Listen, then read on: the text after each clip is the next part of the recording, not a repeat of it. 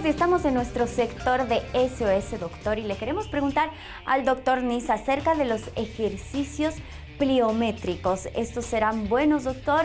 ¿Será que en exceso pueden arruinar nuestras rodillas y cada cuánto es aconsejable, doctor? Bueno, Dani, primero entenderemos qué es ejercicio pliométrico. El ejercicio pliométrico es en donde, por decirte, de un banco, de una silla, saltas, caes, doblas las rodillas y vuelves a saltar. Entonces, como un ejercicio de acción-reacción, ya en donde utilizas los músculos de adelante, en el caso de las rodillas del cuádriceps, y los de atrás, que son los isquiotibiales. Y eso se puede hacer en todos los músculos del cuerpo. Entonces, estos ejercicios pliométricos en la parte médica utilizamos mucho cuando el deportista, ya sea de una lesión o de una cirugía, ya está preparado, ya está caminando y está subiendo y bajando gradas. Pero la mayor parte de los pacientes que yo veo son pacientes deportistas que quieren retornar a hacer deporte. Entonces, solo caminando y subiendo gradas no es suficiente. Tenemos que hacer que el paciente en la parte médica recupere haciendo ejercicio. Y estos ejercicios pliométricos son muy importantes para su rehabilitación. Ahora, el ejercicio exagerado, pliométrico o cualquiera, nos va a provocar lesiones y nos puede provocar una recaída. Hemos hablado muchísimo de las sobrecargas, por lo tanto, es una división muy delgada el entrenamiento del preparador físico, que cuando ya estás entrenando formalmente, del fisioterapeuta con el mismo tipo de ejercicio. El fisioterapeuta va a cuidar, va a medir para que no te lesiones porque estás en recuperación. En cambio, el preparador físico quiere que hagas esos ejercicios para mejorar más todavía tu actividad. Entonces, es una línea muy delgada y por eso hay actualmente no solamente hay fisioterapeutas y preparadores físicos, sino los recuperadores. Entonces, Dani, sí, el ejercicio exagerado de pliométricos puede ser peligroso, sí. Por lo tanto, nosotros recomendamos que haga con los profesionales adecuados para disminuir esos riesgos. Interesante, doctor. Muchísimas gracias, doctor Nils Calderón. Y nosotros seguimos con más acá en Clínica de Campeones. Las recomendaciones de amigos, tutoriales y todo aquello que vemos en internet para poder bajar de peso sirven, pero ¿será tan riesgoso como alguna vez hemos escuchado? Lo mejor es hacer con la recomendación de profesionales dedicados a este tema y de esta forma se va a ver que hay un trabajo de equipo multidisciplinario porque está el médico deportólogo, que es el que nos va a armar las rutinas, está el nutricionista, el médico nutriólogo, que es el que nos va a ver cuánto tenemos que nosotros, cuánto vamos a gastar de calorías cada día y cuánto gastamos de calorías con ejercicio. Además, está el nutricionista nos arma la dieta. El traumatólogo nos trata las lesiones que siempre tienen que ser menores para no llegar a las lesiones más extremas o más graves. Es importante una valoración previa para saber qué es lo que tiene este paciente y así prevenir lesiones en el proceso de hacer ejercicio y de bajar de peso.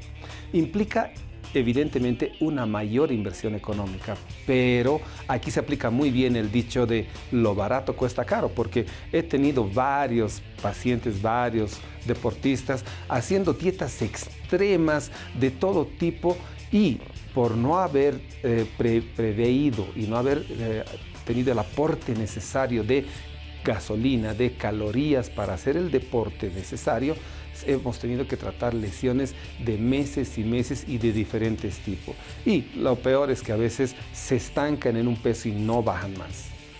Entonces, lo que tenemos que hacer ahora aquí y lo que vamos a hacer con ustedes es ayudarles a evitar este tipo de problemas aquí en su programa de Clínica de Campeones.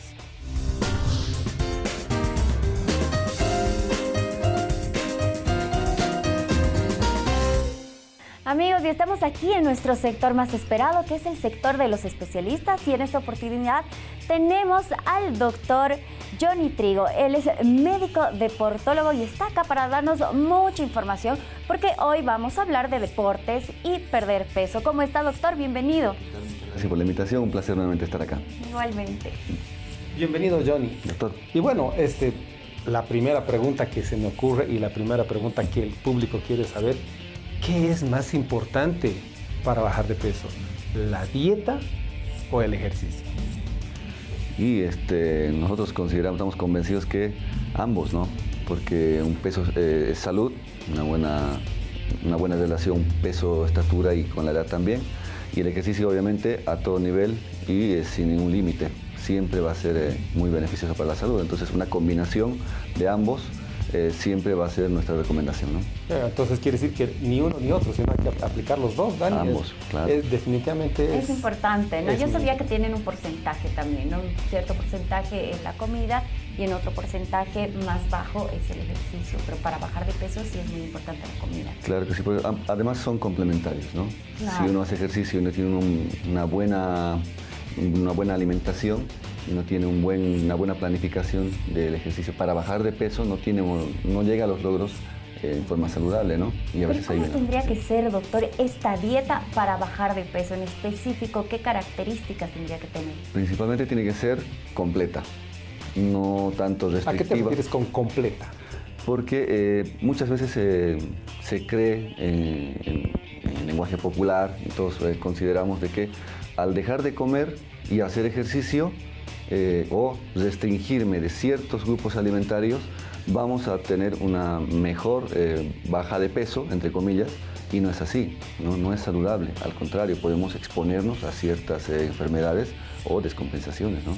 Entonces siempre tiene que ser adaptado, individualizado y completo en función a, primero, cuánto de peso voy a querer perder y a expensas de qué, porque ustedes saben, conocemos en muchos gimnasios y en muchos profesionales que recomiendan ciertos tipos de dietas restrictivas y por el contrario, sí bajan de peso efectivamente, lo ven en la balanza, lo ven en el espejo, pero ¿qué estamos bajando? Estamos perdiendo músculo, estamos deshidratándonos y estamos exponiéndonos, es como jugar una ruleta rusa, ¿no? En cualquier momento viene una enfermedad, una descompensación y ahí vienen las consecuencias, ¿no? De una mala dieta y una mala planificación. Johnny, ¿cuál es tu opinión al respecto de estas dietas? Las dietas keto, las diferentes dietas que existen para bajar de peso, entre comillas, y su relación al deporte. Es un tema controvertido y muy discutido por muchos profesionales. Algunos tratan de demostrar que tiene evidencia científica y respaldo. Depende cómo la vamos a usar, ¿no? Personalmente yo, con mis deportistas y con los atletas que trabajamos, no las recomendamos. No quiere decir que estemos en contra, porque inclusive, como les comentaba hace un momento, hay un protocolo en muchas instituciones, y en el Hospital Garrahan, por ejemplo, en Buenos Aires, Argentina, que en edad pediátrica se usa la dieta keto como un complemento de tratamiento anticonvulsivante. Sin embargo, no significa que vaya a ser lo mejor para un deportista de alto rendimiento o un deportista profesional, independientemente del deporte que vaya a practicar. Porque nosotros estamos convencidos de que se exponen, como les decía hace un momento, es como jugar una ruleta rusa.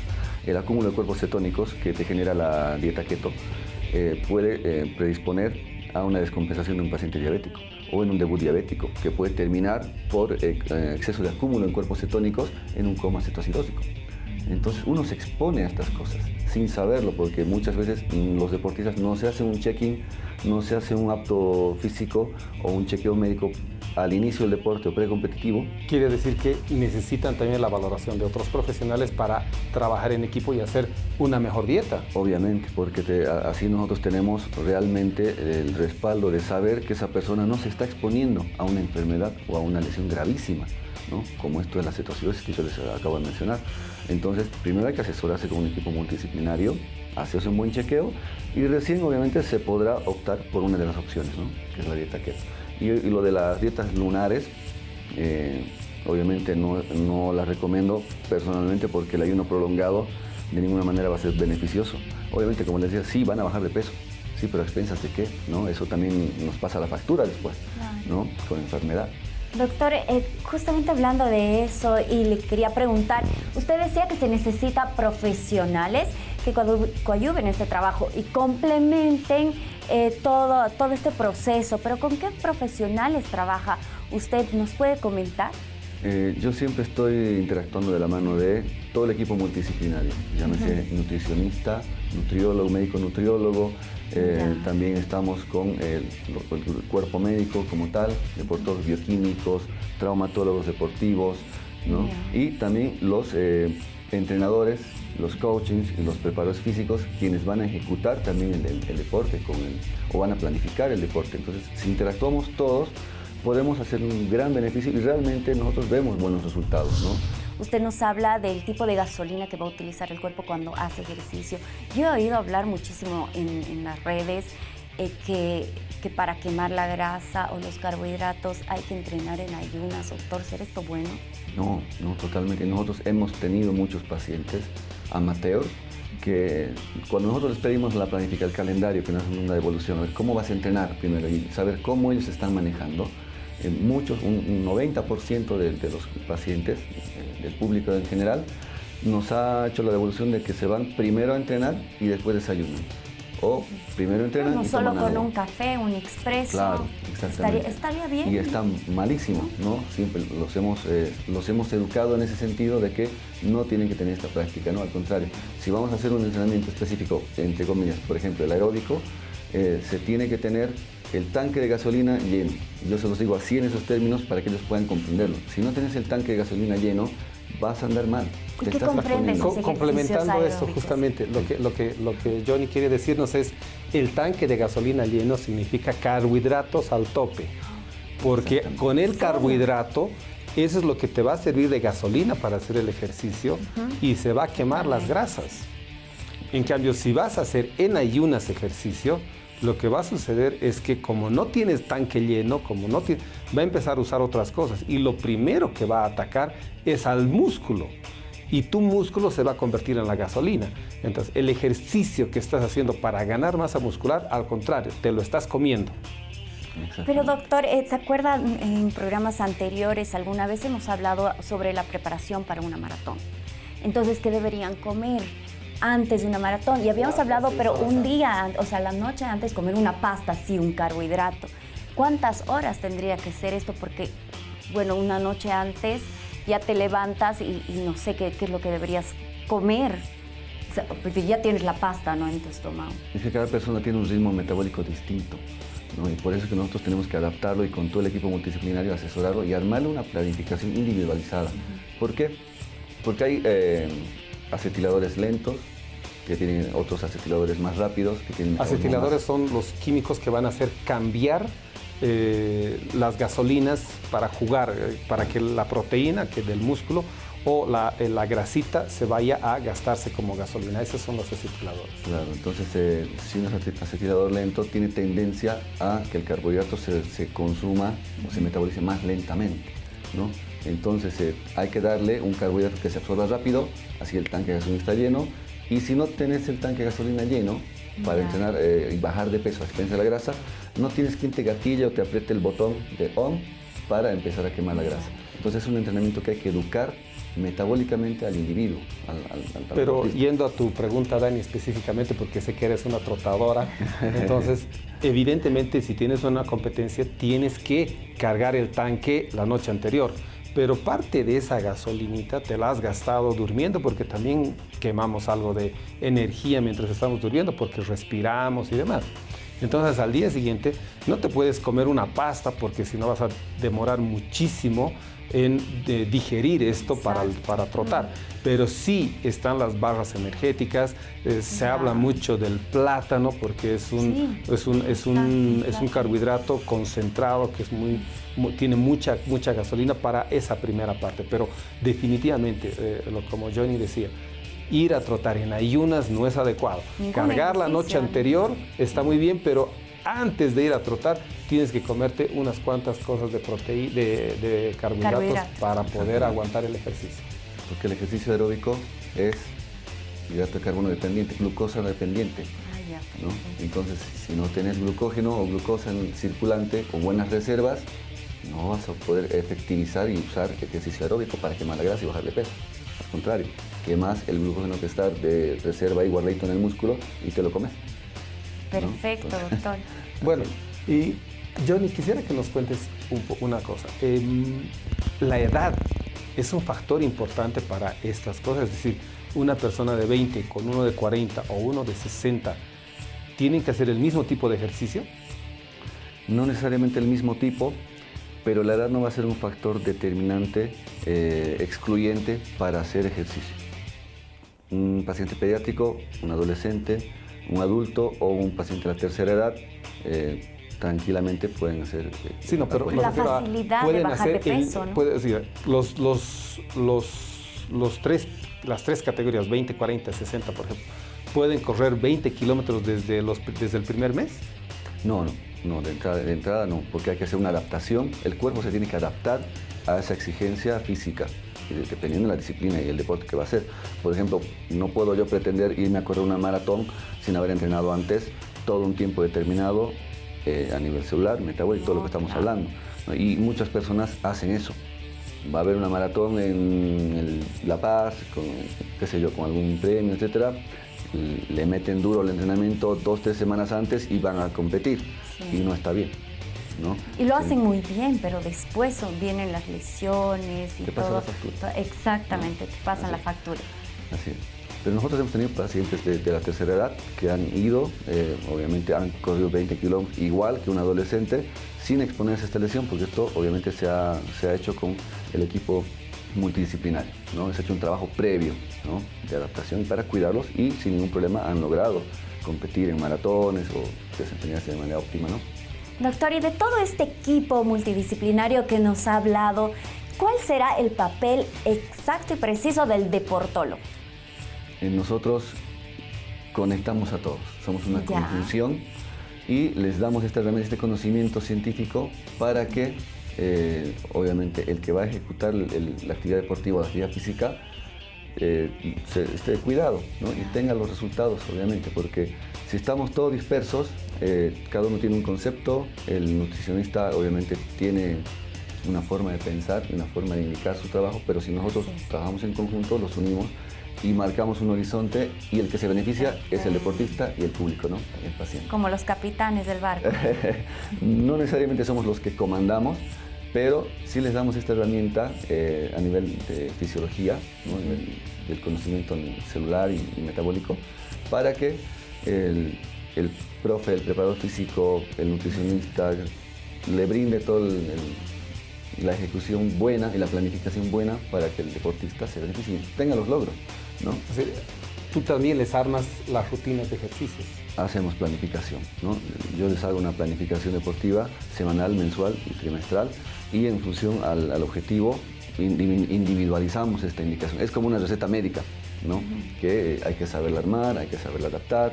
Interactuamos mucho con los nutricionistas, con los preparadores físicos, siempre estamos con un feedback de ida y vuelta para que realmente se cumpla y tenga resultados, ¿no? Entonces así el público o el paciente también ve los logros y en forma saludable, que es lo que queremos. Así es. Muy bien, ¿y cuál es el papel entonces? Has hablado de los nutriólogos, ¿cuál es el papel que nosotros cumplimos, los traumatólogos? Interactuamos también bastante, ¿no?, con usted, porque obviamente al tener un gesto biomecánico, ¿no?, corporal en cada disciplina, nosotros tenemos que cuidar que no se lesionen. Entonces la idea no es ir a recoger con un carro, con una pala, todos los caídos, ¿no?, sino que tenemos que prevenir las lesiones.